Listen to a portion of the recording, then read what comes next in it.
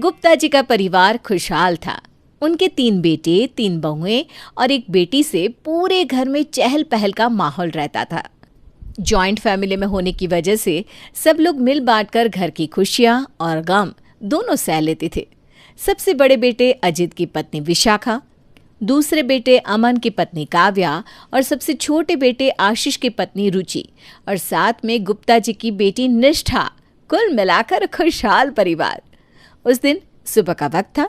गुप्ता जी, उनकी पत्नी और बाकी का सारा परिवार साथ में बैठकर चाय पी रहा था, लेकिन सबसे बड़ी बहू विशाखा कहीं नजर नहीं आ रही थी। अरे अजित बेटा, क्या हुआ? आज विशाखा सोकर नहीं उठी? तबीयत तो सही है ना उसकी? नहीं माँ, सोकर तो कब की उठ गई थी। कह भी रही थी कि अभी कमरे से बाहर आती हूँ। पता नहीं फिर क्या हुआ। हाँ भैया, हमेशा भाभी सबके लिए चाय बनाती है, लेकिन आज तो वो नज़र ही नहीं आ रही। अभी कुछ देर पहले भाभी ने मुझे कमरे में बुलाया था और कहा था कि आज चाय मैं बना दूं। शायद उनकी तबीयत ठीक नहीं है। अरे, उन्होंने मुझे भी नहीं बताया। चाय मैं बना देती। कल शाम को भी भाभी की तबीयत कुछ खराब लग रही थी। मैंने पूछा भी, उन्होंने कहा कि बस हल्का सा सर दर्द है। क्या बात है विशाखा बहू, तुम्हारी तबीयत ठीक नहीं है क्या? अगर ऐसा है तो अपने कमरे में जाकर आराम कर लो बेटा। हाँ बेटा, तुमने हमें बताया क्यों नहीं? अजित, तुम बहू को डॉक्टर को दिखा कर लाओ। मम्मी जी, पापा जी, मेरी तबीयत ठीक है। अब हाँ, आप सब लोगों के लिए खुशखबरी है। खुशखबरी? कैसी खुशखबरी भाभी? जल्दी सुनाइए ना, पूरा परिवार यहाँ बैठा है। अगर आज सुबह सुबह अच्छी खबर सुना देंगी तो सबका दिन अच्छे से निकल जाएगा। हाँ भाभी, रुचि भाभी ठीक कह रही है। बताइए ना, क्या है गुड न्यूज़? बात ऐसी है मम्मी जी, पापा जी अब दादा दादी बनने वाले हैं। कुछ दिनों से मुझे चक्कर आ रहे थे, लेकिन समझ में नहीं आया कि बात क्या है। अभी चेक किया तो पता चला कि मैं प्रेग्नेंट हूँ। अरे वाह भाभी, आपने तो कमाल की खबर सुना दी। हाँ भाभी, अब मैं और आशीष चाचा बन जाएंगे। देखा विशाखा, तुम्हारी खुशखबरी सुनकर तो पूरा परिवार नाचने लगा है। वैसे जॉइंट फैमिली में यही तो कमाल की बात होती है। हंसते खेलते सारे काम हो जाते हैं, किसी को पता ही नहीं चलता। अकेले रहो तो ये सारी जिम्मेदारियां संभालना मुश्किल हो जाए। हाँ बेटा, बात तो तुम्हारी सही है। अब देखो ना, मेरे तो हाथ पैर जवाब दे चुके हैं। मुझसे तो कुछ होता ही नहीं, लेकिन रुचि और काव्या मिलकर सब संभाल लेंगी। हाँ मम्मी जी, आपकी बात बिल्कुल सही है। अगर मेरी जॉब ना होती ना तो सच में मैं पूरा दिन भाभी के पास रहती। लेकिन आप तो जानती है, मैं सुबह 9 बजे निकलती हूँ और शाम को 6 बजे घर आती हूँ। अब पर काव्या है ना। रुचि भाभी, आपकी बात बिल्कुल सही है, लेकिन मेरी गुड़िया अभी सिर्फ 6 महीने की है। और वैसे भी विशाखा भाभी की तो ये दूसरी प्रेगनेंसी है। उन्हें तो सब कुछ पता है। उन्हें किसी की सार संभाल की ज़रूरत नहीं है। पर हाँ, अगर कभी भी ज़रूरत पड़ी तो मुझे पता है निष्ठा चुटकियों में सारे काम कर देगी। मैं ज़रूर करती। वैसे भी विशाखा भाभी मेरी बहुत फेवरेट है, लेकिन क्या है ना, कॉलेज का आखिरी साल है। अगर पढ़ाई पे ध्यान नहीं दिया तो हमेशा के लिए फेल होने का ठप्पा लग जाएगा। अरे, आप सब लोगों को परेशान होने की ज़रूरत नहीं है। मैं अपने काम खुद कर लूँगी। वैसे भी रुचि ने ठीक ही तो कहा, ये मेरी सेकंड प्रेगनेंसी है। मैं कोशिश करूँगी कि सब कुछ खुद से संभाल पाऊँ। कुछ दिनों के बाद, मम्मी, विशाखा की तबीयत कुछ ठीक नहीं है। वो कुछ खा भी नहीं रही और कमज़ोर भी लग रही है। आप बताइए ना, मैं क्या करूं? अरे बेटा, उसके लिए फ्रूट्स लिया। जब वो कुछ ना खा पाए ना तो फ्रूट्स खाना ही ठीक है। कम से कम इसी बहाने कुछ तो जाएगा उसके पेट में। ठीक है मम्मी, मैं विशाखा के लिए फ्रूट्स ले आता हूँ, आप उसे खिला देना। शाम के वक्त जब अजीत घर लौट कर आता है तो देखता है कि रुचि, निष्ठा और काव्या तीनों एक साथ बैठकर फ्रूट्स खा रहे थे। अरे निष्ठा, विशाखा कहाँ है? उसे भी कुछ फ्रूट्स खिला दो, मैं उसी के लिए तो लेकर आया था। आप कहना क्या चाहते हैं जीत जी? आप ये फ्रूट्स विशाखा भाभी के लिए लाए तो क्या हम नहीं खा सकते? अरे नहीं, ऐसी बात नहीं है। देखो, माँ ने कहा था कि इस हालत में, मतलब कि प्रेगनेंसी में, विशाखा के लिए फल खाना अच्छा रहेगा। तुम लोग भी खाओ, लेकिन उसे भी तो बुला लो। हमने कहा था विशाखा भाभी से, लेकिन उन्होंने कहा कि उनका मन नहीं है। भैया, भाभी का तो आप बहुत ख्याल रखते हैं, थोड़ा ख्याल अपनी बहन का भी रख लिया करें। भाभी के लिए फ्रूट्स लेकर आए और हम लोगों से पूछा भी नहीं, और हम लोगों ने खा लिए तो शायद आपको बुरा भी लग रहा है। तुम सब मेरी बातों का गलत मतलब क्यों निकाल रहे हो? मेरे पूछने का बस ये मतलब था कि विशाखा ने कुछ खाया या नहीं। भैया, मैं तो अभी अभी ऑफिस से आई हूँ, मुझे भाभी के बारे में कुछ नहीं पता। अच्छा ठीक है, मैं खुद ही जाकर देखता हूँ। अजीत अपने कमरे में जाता है और विशाखा को पलंग पर लेटे हुए देखता है। क्या हुआ विशाखा, तुम्हारी तबीयत ठीक नहीं है क्या? हाँ, बहुत चक्कर आ रहे हैं, कुछ ठीक नहीं लग रहा। वैसे एक बात कहूँ, आज ना मेरा सैंडविच खाने का बड़ा मन कर रहा था। अरे तो तुम्हें घर में किसी को कह देना चाहिए था ना, कोई भी तुम्हारे लिए सैंडविच बना देता।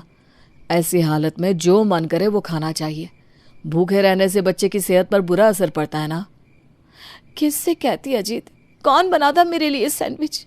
सब लोग अपने अपने कामों में बिजी रहते हैं। अच्छा तुम रुको, मैं अभी जाकर तुम्हारे लिए सैंडविच बना कर लाता हूँ। अजीत रसोई में पहुंचता है और अपनी पत्नी विशाखा के लिए सैंडविच बनाने लगता है। तभी अजीत की माँ रसोई के अंदर आती है। घर में 3 बहुएं हैं और एक बेटी, उन सब के रहते भी मेरे बेटे को रसोई घर में काम करना पड़ रहा है। क्या बात हो गई बेटा? माँ वो क्या ना, विशाखा की तबीयत ठीक नहीं है, लेकिन घर में किसी को इतनी फुर्सत नहीं कि उसे सैंडविच बनाकर खिला दिया जाए। तभी वहां पर काव्या आती है। जेठ जी, अब तो सासू माँ से हमारी शिकायत कर रहे हैं, ये कोई अच्छी बात नहीं है। शिकायत नहीं कर रहा है, बता रहा है कि अपनी जेठानी के लिए एक सैंडविच तक नहीं बना सकती तुम। मम्मी जी, आपको पता है ना मेरी गुड़िया कितनी छोटी है, मेरा पूरा दिन उसी के काम में निकल जाता है और मैं थक जाती हूँ। अरे अजीत, तू इन बहुओं से कुछ मत कहा कर, लेकिन अपनी बहन निष्ठा से कह दिया कर, वो ज़रूर तेरा काम करेगी। अरे माँ, वो तो खुद अपनी पढ़ाई का बहाना लिए बैठी है। तभी वहां पर निष्ठा आती है। भैया, मैं पढ़ाई का बहाना लेकर नहीं बैठी हूँ, मेरे कॉलेज का आखिरी साल है। अब क्या ये भी मुझे बताने की ज़रूरत है? हाँ, विशाखा भाभी की चिंता में आप कुछ ज़्यादा ही परेशान नहीं हो गए? अब तो आपको इस घर में किसी की फिक्र नहीं, सिवा विशाखा भाभी के। कुछ दिनों के बाद। अरे माँ, वो मामा जी के बेटे की शादी है, उनके घर से कोई आया था, उन्होंने हम सबको शादी में बुलाया है। बहुत दिन हो गए किसी की शादी अटेंड नहीं की, मैं तो वहाँ पर ज़रूर जाऊँगा। आप ठीक कह रहे हैं, मैं भी ना ऑफिस में आज ही छुट्टी डाल देती हूँ, पूरे सप्ताह की छुट्टी लेकर चलेंगे हम वहाँ पर। हाँ भाभी, सही कह रही हैं आप। मैं तो अपनी गुड़िया की शॉपिंग आज से ही शुरू कर देती हूँ, उसके लिए ना खूब सारी ड्रेसेस लेकर आऊँगी। मेरी भी एग्ज़ाम से भी बहुत दूर है, वैसे भी मुझे तो शादी का बहुत टाइम से इंतज़ार था, मैं तो यहाँ पक्का जाने वाली हूँ। माँ, लेकिन विशाखा की तबीयत ठीक नहीं है, वो तो शादी में नहीं आ पाएगी। हाँ बेटा, ऐसे हालत में ट्रैवल करना विशाखा के लिए ठीक भी नहीं होगा। अरे तो क्या हुआ अजीत, तुम तो यहाँ पर हो ना, तुम उसका ख्याल रखना और बाकी परिवार शादी में जाकर आ जाएगा।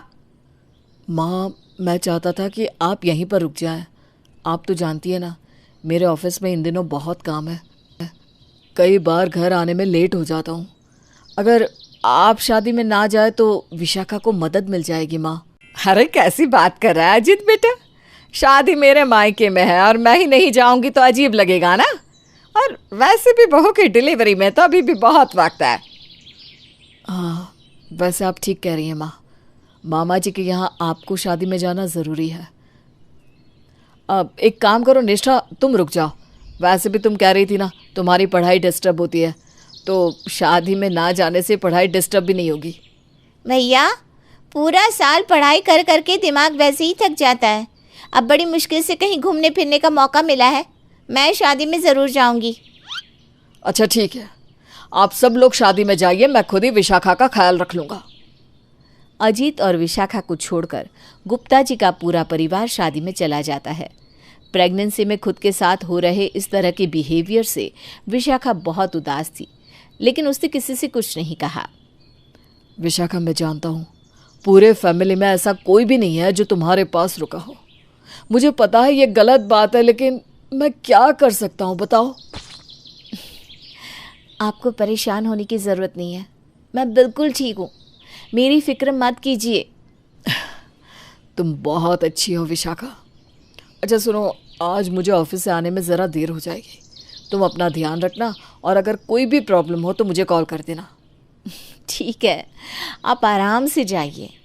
अजित के ऑफिस जाने के बाद विशाखा घर का काम करने लगती है और इसी दौरान वो चक्कर खाकर गिर पड़ती है। कुछ देर के बाद जब विशाखा होश में आकर उठती है तो उसके पेट में ज़ोर से दर्द होने लगता है। अजीत, आप जल्दी से घर आ जाइए, मेरी तबीयत खराब हो रही है, मुझे बहुत डर लग रहा है। क्या हुआ विशाखा? क्या हुआ तुम्हें?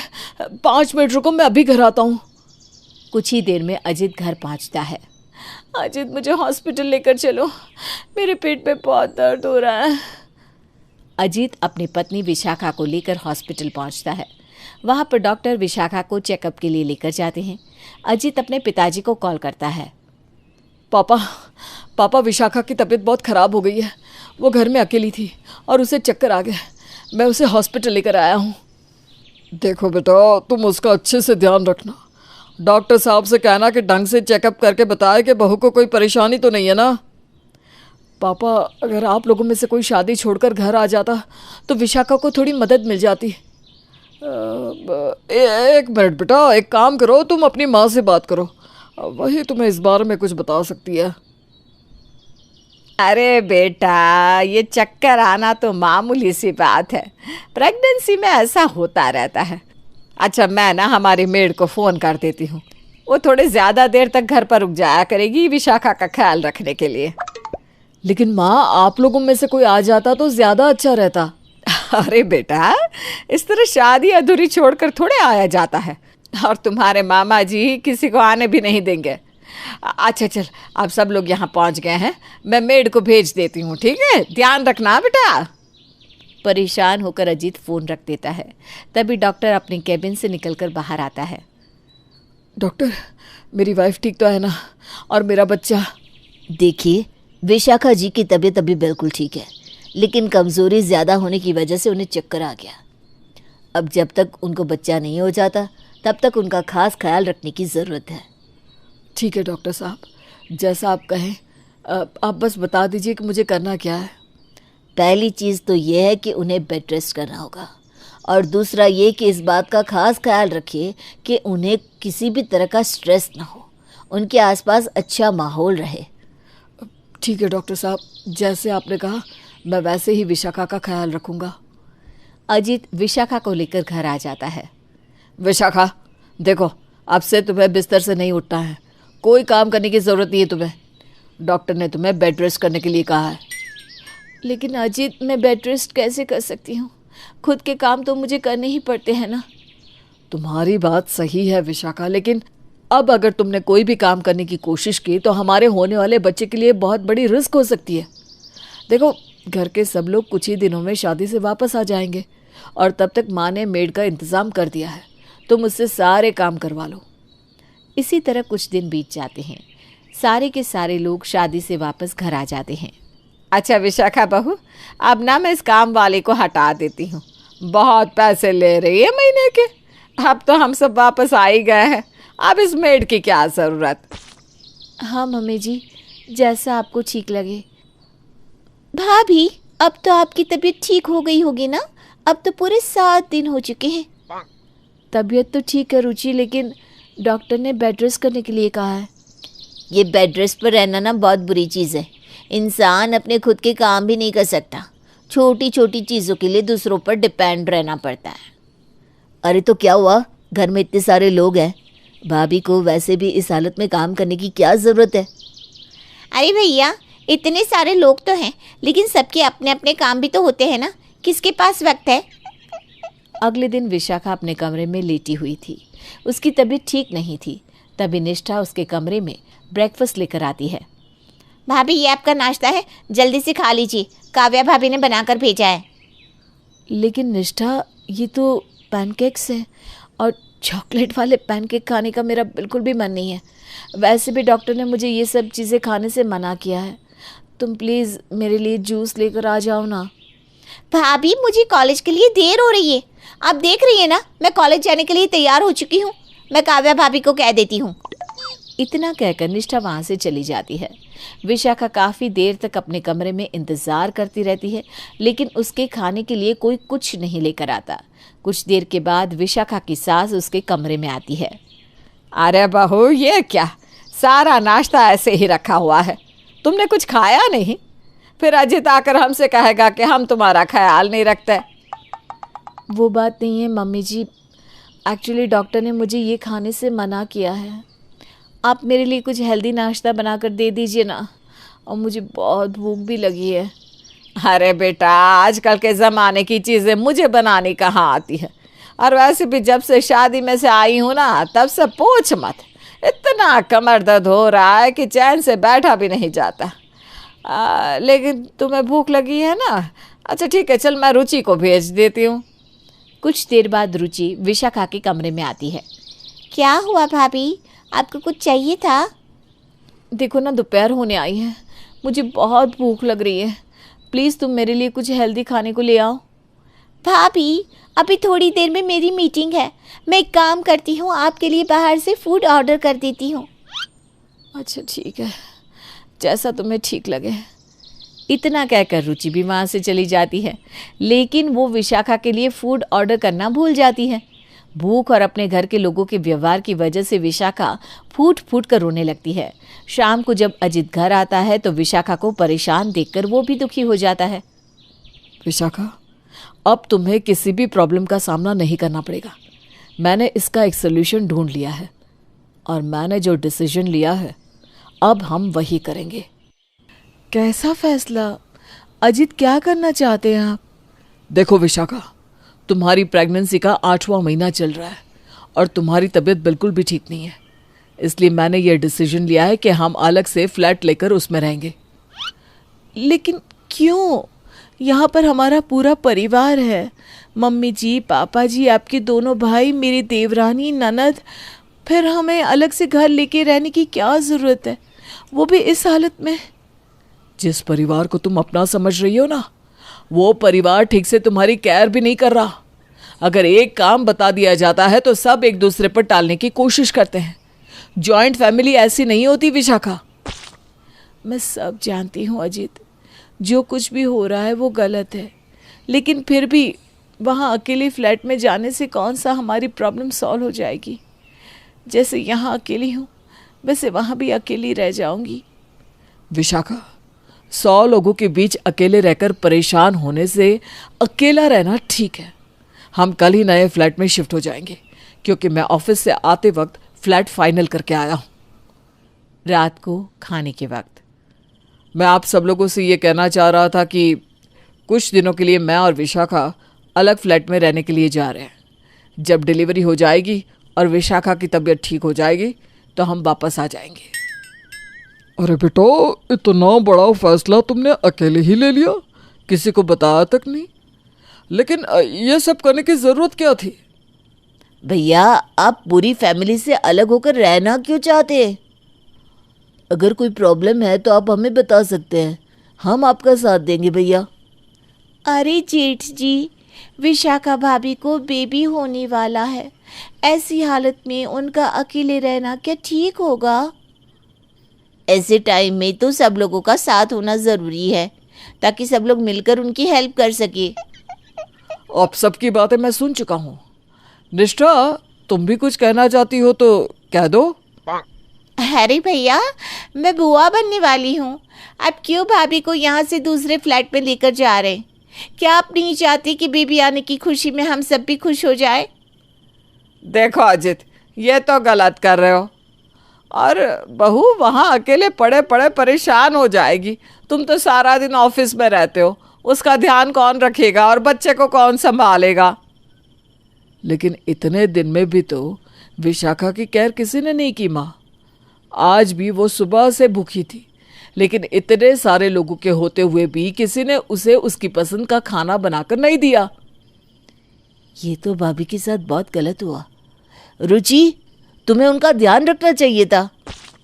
अगर ऐसा है तो आज से हम सब लोग विशाखा का ख्याल रखेंगे। रुचि, काव्या और निष्ठा, देखो विशाखा को कोई परेशानी नहीं होनी चाहिए। लेकिन अजीत बेटा, तुम दूसरे घर में रहने जाने की जिद छोड़ दो। अजीत को लगता है कि शायद उसके परिवार वाले अब बदल चुके हैं और उनके बार बार समझाने पर वो वहीं रहने का डिसीजन लेता है। कुछ दिन तो सब कुछ ठीक चलता है और विशाखा एक सुंदर से बेटे को जन्म देती है।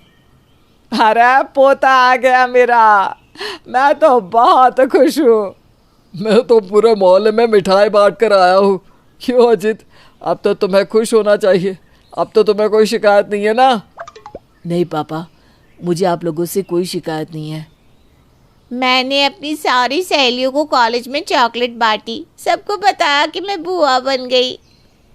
अरे मैंने तो अपने ऑफिस वालों को बड़े से रेस्टोरेंट में ले जाकर पार्टी दे दी है। विशाखा के बच्चा होने के बाद सब लोग फिर से अपनी अपनी लाइफ में बिजी होने लगते हैं। एक रात विशाखा का बेटा जोर जोर से रोता है। चुप हो जा, क्यों रो रहा है इतनी जोर जोर से? मम्मी जी जरा इधर आइए ना। अरे क्या हुआ बहू, क्यों आवाज लगा रही है? अभी तो नींद की झपकी आई थी और तुमने जगा दिया। मम्मी जी देखिए ना, ये चुप ही नहीं हो रहा। अरे बहू, दूसरी प्रेगनेंसी है तुम्हारी, इतना भी नहीं पता कि छोटे बच्चे रात भर जागते हैं। अब तुम इसे संभालो, मुझे नींद आ रही है। विशाखा कुछ देर तक अपने बच्चे को चुप कराने की कोशिश करती है, लेकिन ऐसा करते करते वो थक जाती है। निष्ठा प्लीज़ थोड़ी देर के लिए इसे संभाल लो ना, ये गोद में सोना चाहता है और मेरी तबीयत सही नहीं है, मैं इसे लेकर अब बैठ भी नहीं पा रही हूँ। भाभी, कल सुबह मुझे अपनी कॉलेज का असाइनमेंट सबमिट करवाना है। अगर मैं रात भर जागती रहूँगी तो कॉलेज का काम कैसे कर पाऊँगी? अच्छा ठीक है, आप जाओ। तभी वहाँ पर विशाखा का देवर अमन आता है। देवर जी, ज़रा थोड़ी देर आप बेबी को गोद में घुमा लीजिए ना, बहुत रो रहा है, चुप ही नहीं होता। भाभी, कल एक बहुत ज़रूरी कॉन्फ्रेंस है मेरे ऑफिस में और मुझे उसी की तैयारी करनी है। आप रुकिए, मैं रुचि को आपके पास भेज देता हूँ। विशाखा काफ़ी देर तक इंतज़ार करती रहती है, लेकिन उसे और उसके बच्चे को संभालने के लिए कोई नहीं आता। अजीत उस रात अपने ऑफिस के काम से बाहर गया हुआ था। जब वो देर रात घर लौट कर आता है तो विशाखा को बच्चे के साथ परेशान देखकर हैरान रह जाता है। क्या हुआ विशाखा, तुम इतनी परेशान क्यों लग रही हो? तुम्हारी तबीयत तो ठीक है ना? देखिए ना, ये बहुत देर से चुप नहीं हो रहा, पूरी रात बीत गई है, अभी मेरे शरीर में इतनी ताकत भी नहीं है, पूरी रात गोद में लेकर बैठी रही हूँ मैं। अरे तुम भी ना ऐसे ही परेशान होती रहती हो। अरे घर के सब लोगों ने कहा है ना कि वो तुम्हारा ख्याल रखेंगे, तुमने किसी को बुलाया क्यों नहीं? ऐसा नहीं है अजीत, मैंने सब लोगों से कहा था, लेकिन किसी ने मेरी बात नहीं सुनी। अच्छा, तो ये बात है, ठीक है, लगता है मुझे ही कुछ करना पड़ेगा। 2 दिन बाद विशाखा और अजीत अपना सामान पैक करके अपने दोनों बच्चों के साथ घर से बाहर निकलने लगते हैं। अरे अभी तो बहू की डिलीवरी को 15 दिन हुए हैं, कहाँ जा रहे हो तुम लोग? मम्मी जी, पापा जी, मैंने आप सबसे कहा था ना, जब से विशाखा प्रेग्नेंट हुई है तब से सब लोग अपने काम में कुछ ज़्यादा ही बिजी हो गए हैं। किसी के पास मेरी पत्नी की केयर करने का टाइम ही नहीं है। जॉइंट फैमिली होते हुए भी ऐसा लगता है जैसे वो इस घर में अकेली है। अरे बेटा, ऐसी कोई बात नहीं है। माफ़ करिएगा मम्मी जी, पूरे 9 महीने मैंने किस तरह निकाले हैं मैं ही जानती हूँ, लेकिन आप घर के बड़े हैं, मैं आपसे कुछ नहीं कहना चाहती। मुझे लगा था कि मेरी प्रेगनेंसी की खबर सुनकर सब लोग मुझे प्यार देंगे, मेरा ध्यान रखेंगे, लेकिन सबने मुझे अकेला छोड़ दिया और इसलिए अब मैं अजीत के साथ दूसरे अलग घर में रहने जाने के लिए तैयार हूँ।